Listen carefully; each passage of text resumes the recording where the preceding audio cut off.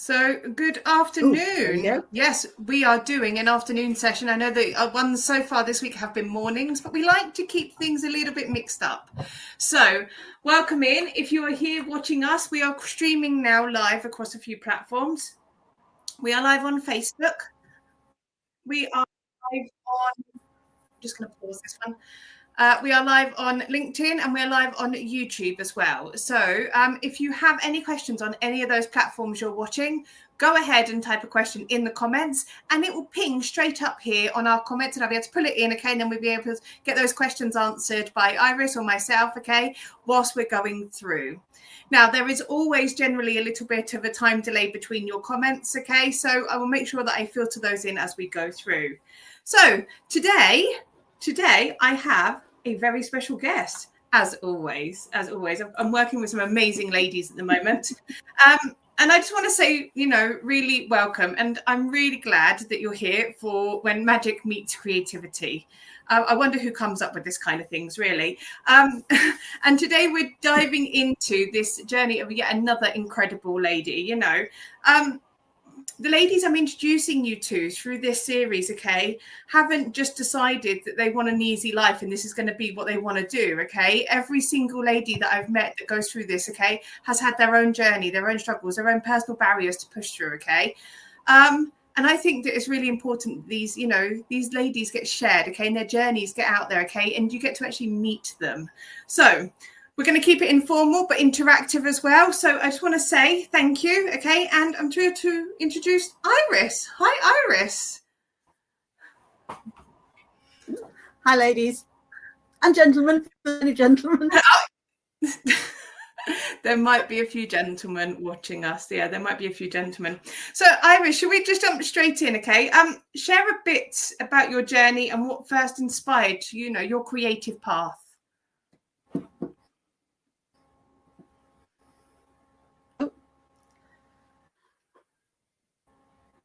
Right. I think I keep going away, but there you go. Hopefully I'm back. You are back. Again. Obviously the screen fell over at me speaking. So Iris, share a bit about your journey and what inspired you on your creative path.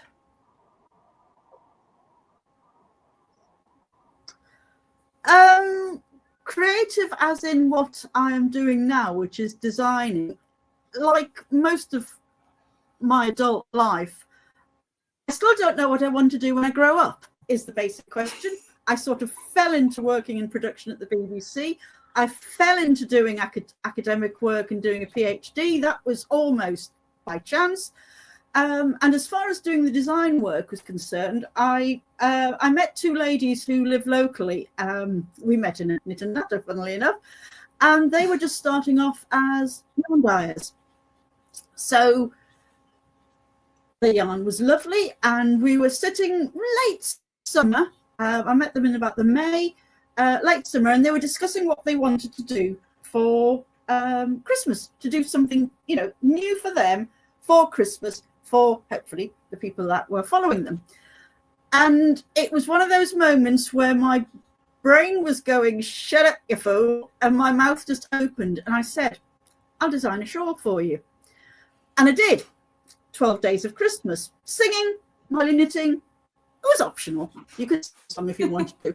But each part of the pattern was one of the 12 days of Christmas. So the stitches referred to what was going on with the 5 gold rings and the Lord's Leaping, that sort of thing. Been a very popular shawl.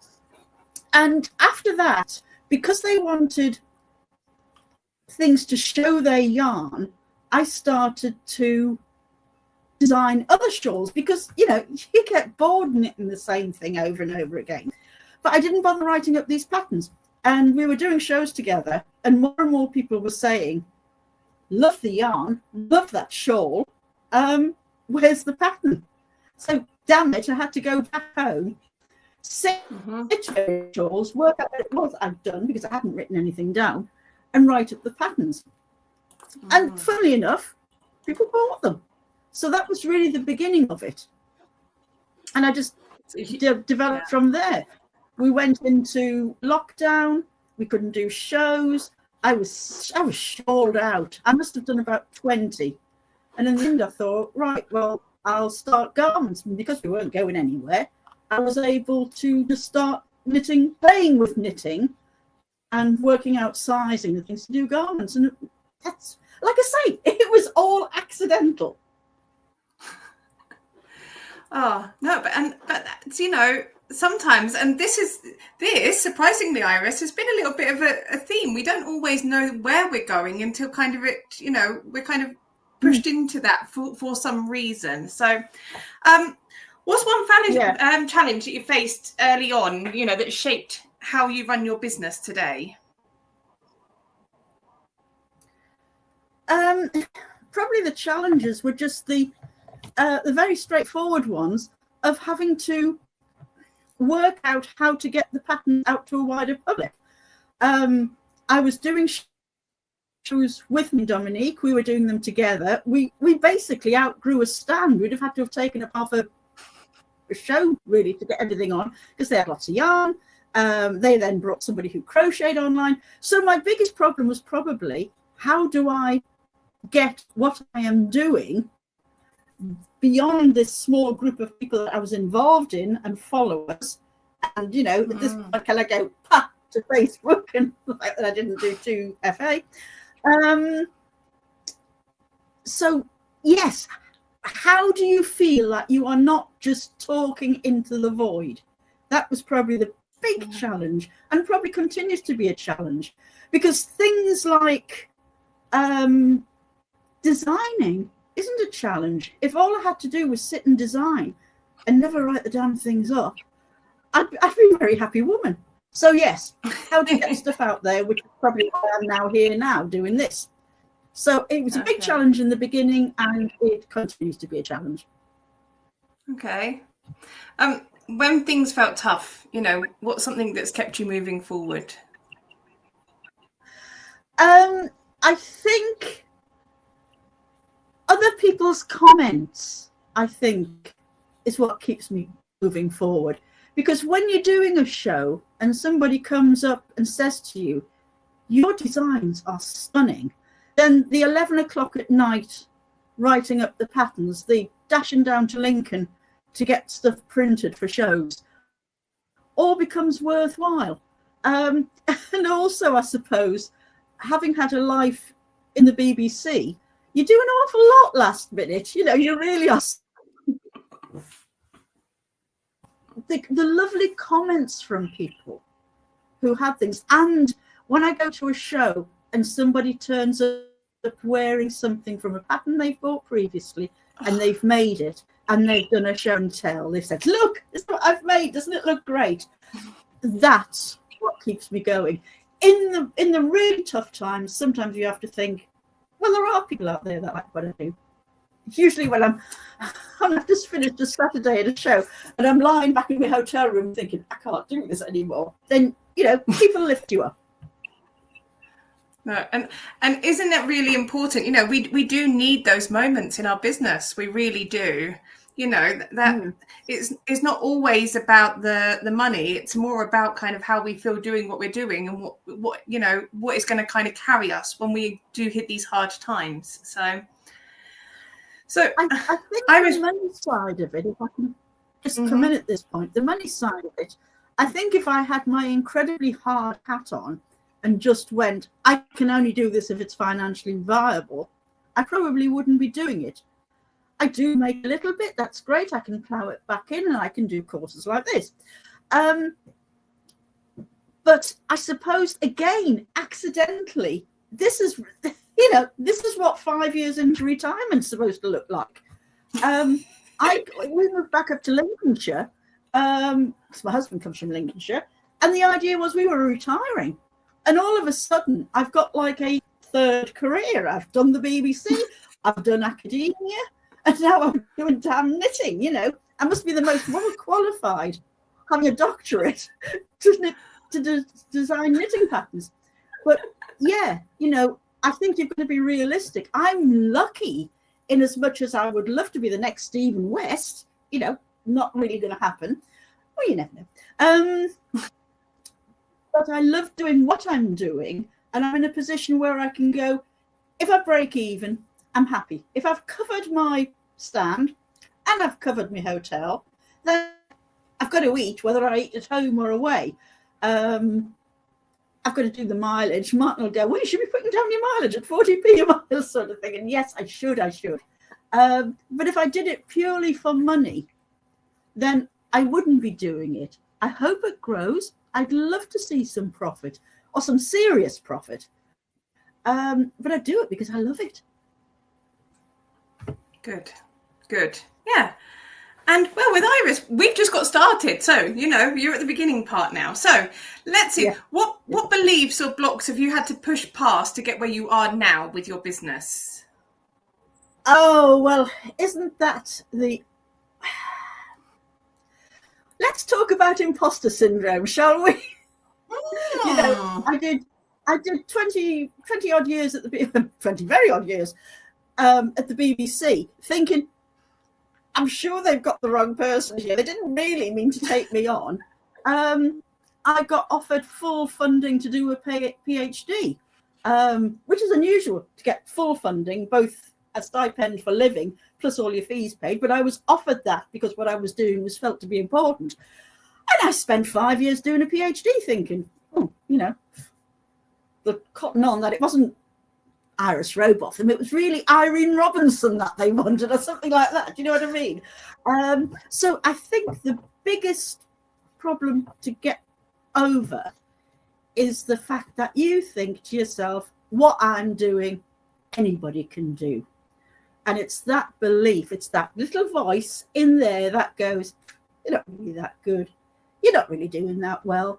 And you have to keep whacking that away and saying, but people come back and buy my patterns. People come onto my stands and say, what have you got new this year? And a little bit of me dies inside because, it's just like, oh my God, I've just finished that lot and you want some more. So yes, it's that block. And I suspect that is a huge block for most women. We have this awful imposter syndrome fear. And we think that because we're doing something, then everybody can do it. Therefore, it can't be very special. So, yeah. And I try and push by it, and I try and listen to the lovely comments. But you know what? At 3 o'clock in the morning, when you're facing another show and your back's aching and your feet hurt, that voice can be very loud, and you've really got to try and whack it back. So, and you try and remember all the nice things people said, and you go, oh yeah, they were just saying it, weren't they? But no, people genuinely didn't have to come to my stand and say, look what I've made, I'm really thrilled with it. And so you have to keep those going. That's what gets me past that. Good. I'm not very good at what I do.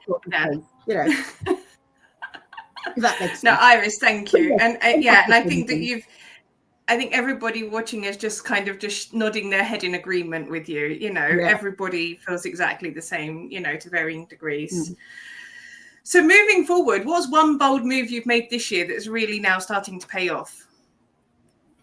Doing the shows.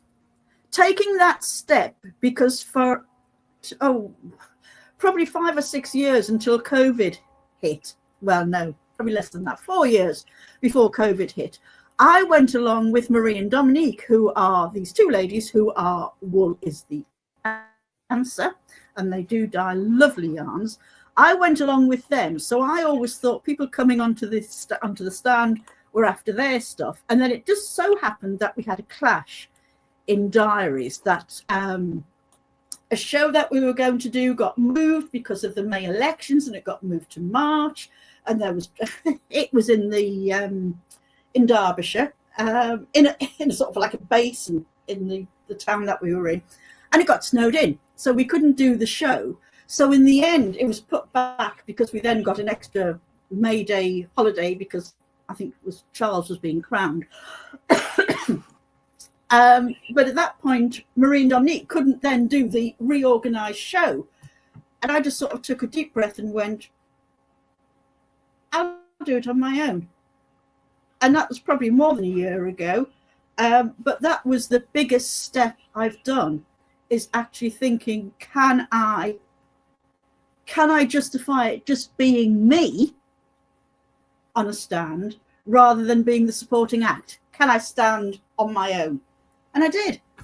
But that was a huge thing to do, because I sort of thought, oh, people are coming back and buying the yarn because the yarn's beautiful, and then they're going, oh, well, that pattern would work, so I'll have that as well. But in fact, people were very happy to come and just buy a pattern. So yeah. Having the self-belief to say, I think I can do this on my own.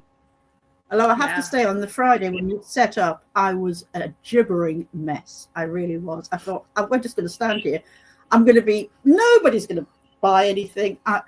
And we sold up a storm. Now, when I say I sold up a storm, my patterns range from £5 to £10, depending on whether they're pamphlets, booklets, or just a straightforward single pattern. So I'm never going to make, I'm never going to retire again, this time to the Bahamas, on what I do make. But the fact that people did come, did say nice things, and did buy without me having the yarn ladies behind me made me realize that I could do it. But it was a huge step. Yeah, no, and that's amazing, and it completely, pushes past the negative block in your voice, the ability to then do that and stand there. It's amazing, the transformation that that you've been through. Despite everything, you were just like, no, I have to do this. So being there, then how do you think that your creativity helps you to stand out? Especially, I mean, it's quite, let's not call it a crowded marketplace, but there are a few designers out there. So what makes you so unique, Iris? I love to play with texture, so I try and get textural stitches into my work, and colour. I still tend to use the yarn from Wool Is the Answer, and their colours really suit what I like to do. If I want to do something a bit different to what I normally do, then I have to go to a different yarn supplier. But really, there's very few people going to shows who just design. And one of the things that, and again, it's not a crowded market. When I started off doing my patterns with Marie and Dominique, we'd go to shows and nobody was doing anything in their yarns. They might have a little square, this is how it knits up, or this is how it crochets up, but nobody had actual designs. And I've noticed as time has gone on, you are getting more and more. But equally, because these people are mostly yarn dyers, then I'll get quite a few people who'll come and say, oh, she's got a pattern, but what she's made up looks awful. And, you've got to take that both ways. There's a little bit of me goes, yeah, I think I agree. They're not very wonderful, because these people are concentrating on dyeing. They're, if you know what I mean, rather than me merely concentrating on the design. So I think I put more into my designs at artisan shows, and I play with textures. So, if you know anything about knitting, it's not just stocking stitch. It's not just, like this, straightforward knitting. It's things that are different. I've never seen that sort of thing in shows before. In fact, I rarely see them in sort of the Paytons or Sirdar patterns, because I do things that are a bit unusual. One of my things that I really love doing is what's called mosaic knitting. And that's colour work, but you're only ever using one colour per couple of rows, just very quickly. And that can produce amazing patterns. And that I love, because you get beautiful texture and a beautiful pattern. So, yeah, fabulous. I think that's what makes me a bit different. Good. And it's so important, putting yourself in a place where there aren't that many designers really in shows. I mean, and it makes so much sense to put yourself in the middle of all of these people selling yarn. They're going to want something to make with that yarn. So it's like, it's at least 2 or 3 times per day on a show. People will say to me, oh, have you got the yarn for that? No, I haven't got the yarn for that. I don't sell yarn. I've got the QR code that you can point your phone at, and that will take you straight to the ladies whose yarn I use. But hey, you know, you are not short of yarn where you are. It's, you know, exactly, it's full of yarn. Exactly. So I am a bit more unusual in that it's a bit of a niche market, I suppose. How long it'll stay niche, I don't know. And there's probably people coming up behind me, you know, who will have better designs. But for the moment, I'm very happy where I am. But Iris, maybe they're not all going to be as brave as you and put themselves in the middle of a yarn show. So yeah, there you go. So what's something you've learned about yourself as you know, as this entrepreneurial businesswoman that surprised you? I suspect it's the fact that I can get that annoying little voice to shut up. So when I am sort of going, oh my God, nobody likes them and everybody can do them, and why am I here? Then I try and think back to the lovely comments I've had and try and whack that voice on the head. And the people who come back to me give me confidence, I suppose. And I think what I've learned about myself is, and again, is that something that just comes with age? I don't know. It's hard to say. I suppose. I think what I make is nice. I think the stuff, the yarn I use is beautiful. And frankly, I've got to the stage where I think to myself, if somebody doesn't like it, frankly, I don't give a, you know.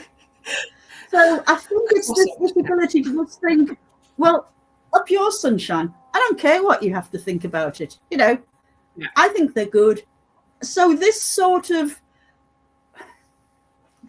mental attitude, and that's something that surprised me, because all the way through my working life, I would be making sure everybody was happy and and this was being done, that was being done, and dealing with some extremely difficult people when I was at the BBC. But actually now, there's a large part of me thinks, well, I don't give an F what you think. And yeah, that has surprised me. But whether that's because I am very confident in what I do, or whether it's just something that comes with age, I don't know.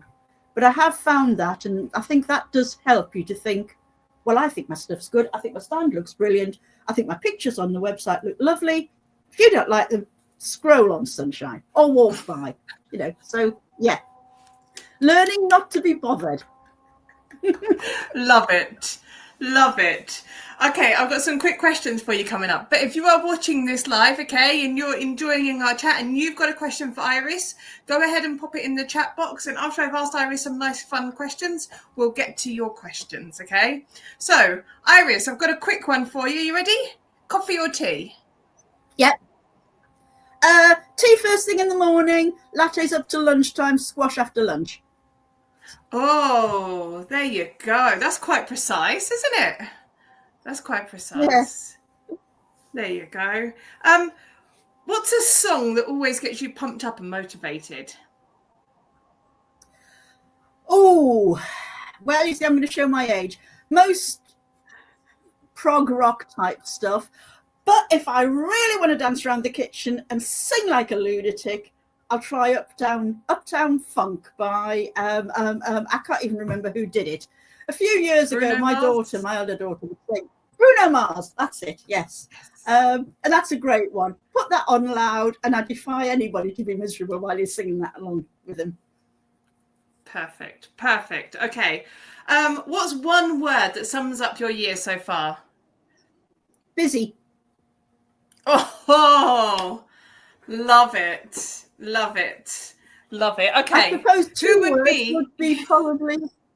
words would be overcommitted, but busy. Let's say busy. That sounds good. I sometimes find though that even, I mean, there is overcommitted and there's busy, but you know, it doesn't look like that you're stressed from it, Iris. It looks like you're almost thriving from it. So maybe it's not a bad thing. No, you're not. I think we all work better under a little bit of pressure. Yes. Yeah, keep us focused. So who would be your dream creative collaboration? Well, since I am working with Marie and Dominique and they have gorgeous wool, then that is a lovely collaboration. But I suppose if I was going to be really, I would say somebody like Stephen West, because he's got a huge penetration into the knitting community. And it would be great to come in on his coattails, because that would give me wider. So that would be a dream collab, but it's not going to happen. So there you go.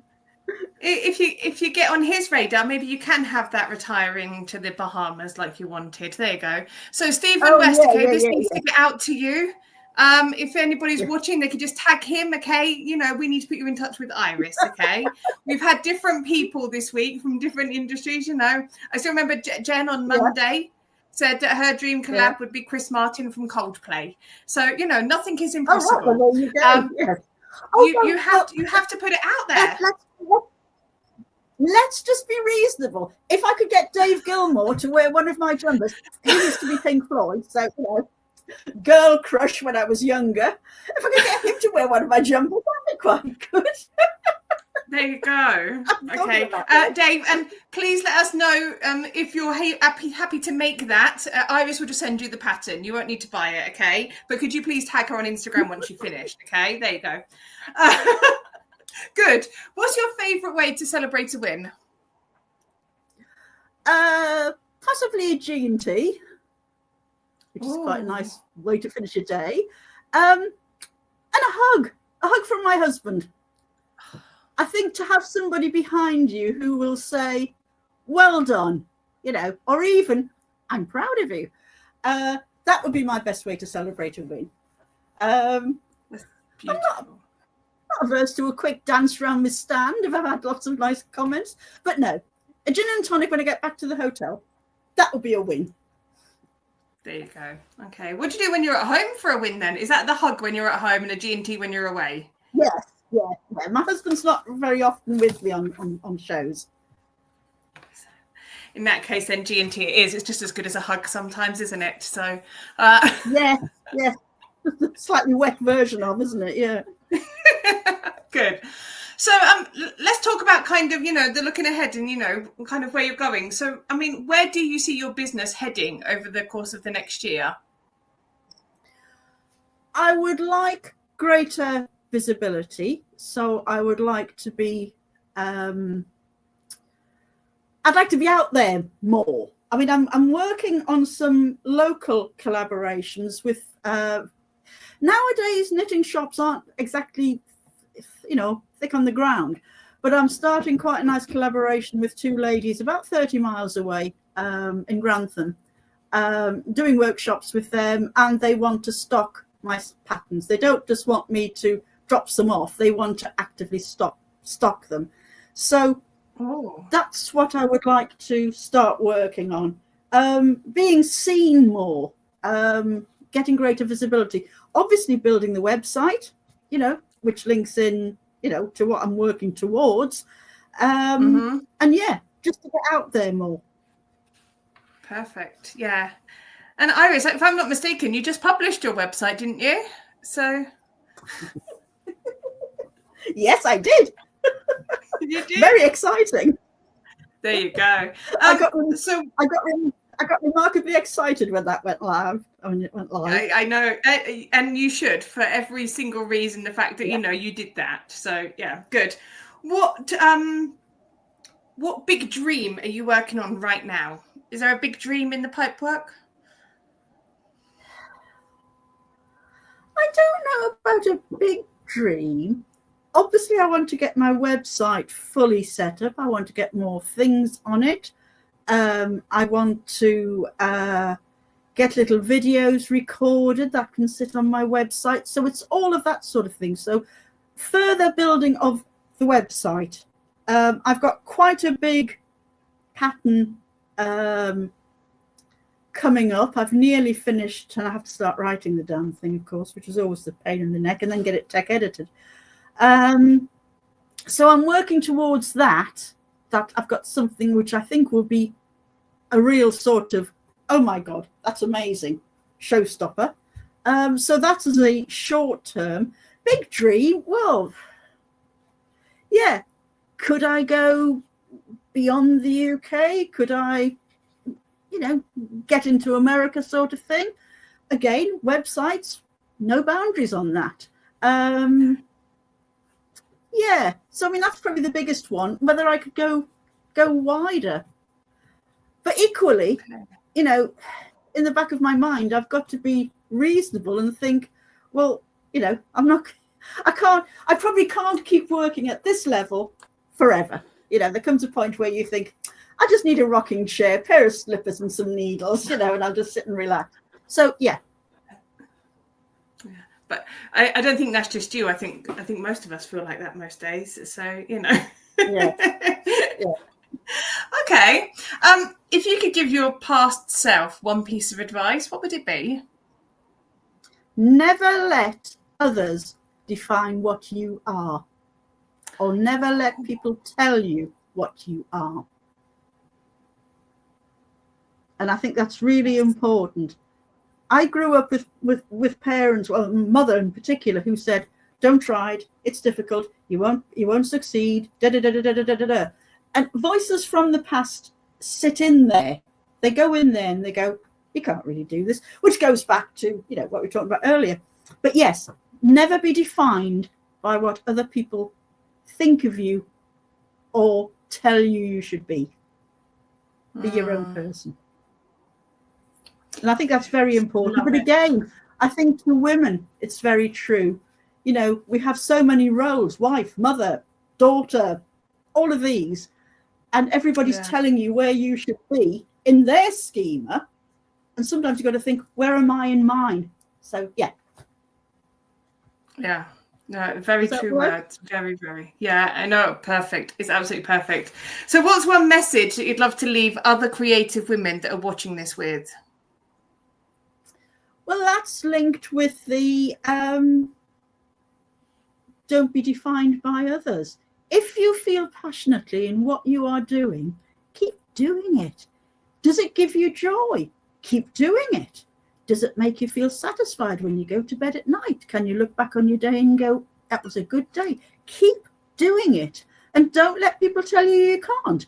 Because actually, sometimes, because most women are bloody minded in their back, you can just go, no, you're not going to tell me what I can do. So I'm going to do it and I'm going to enjoy it.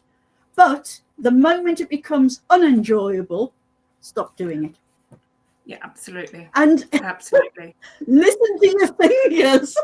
I always say my fingers know if I'm knitting something wrong. If the wool's not right or the pattern's not right, my fingers stammer. And I know it sounds ridiculous, but I know. So if that voice genuinely says you're going down the wrong route, but if it's just the usual nag in the back of your brain, yeah, if you love doing it, keep doing it.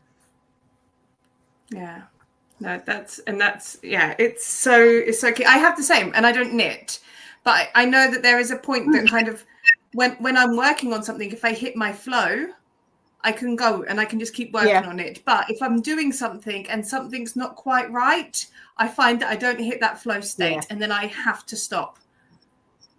Because I know that if I don't hit that flow state, it's not going. And it's then the same for you, obviously. It's not going, yeah. I think that's very true. I mean, when I wrote up my thesis, after doing the academic work, I could sit down at 8 a.m. and find I was still there at 10 o'clock at night because everything was flowing.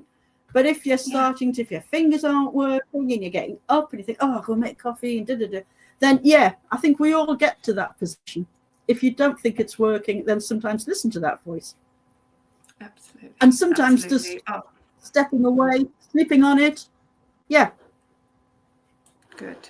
Yeah. Okay. And it's perfect. Thank you, Iris. Gosh, wow. What an amazing chat. Thank you, Iris, for sharing really about your journey, your challenges, and actually kind of like what you want to be doing over the next year. And thank you if you joined us live and the energy, because this is it. It's not just Iris and I sitting together, knowing that we have people watching us. Okay. It's the energy of feeling that as well. So one thing to take away from today is that when magic meets creativity, brilliance is born. Okay, so watch out, because Iris is now stepping into, you know, she published her website 2 weeks ago. Okay, watch out, bigger things are coming. Okay, so stay connected, keep creating boldly, and remember, you know, really, magic can happen. You know, you don't need to go looking far for it. Okay, we have one more session coming up this week, and with Nessa tomorrow. Okay, so which is another brilliant conversation. But that just leaves me to say, Iris, really, truly, thank you from the heart for coming on and sharing your story. Okay, and providing everybody that's watching this with some really kind of like, yeah, good momentum to kind of push forward and go forward with, in so many great words. So thank you, really, thank you. You're welcome. You're welcome. Yeah.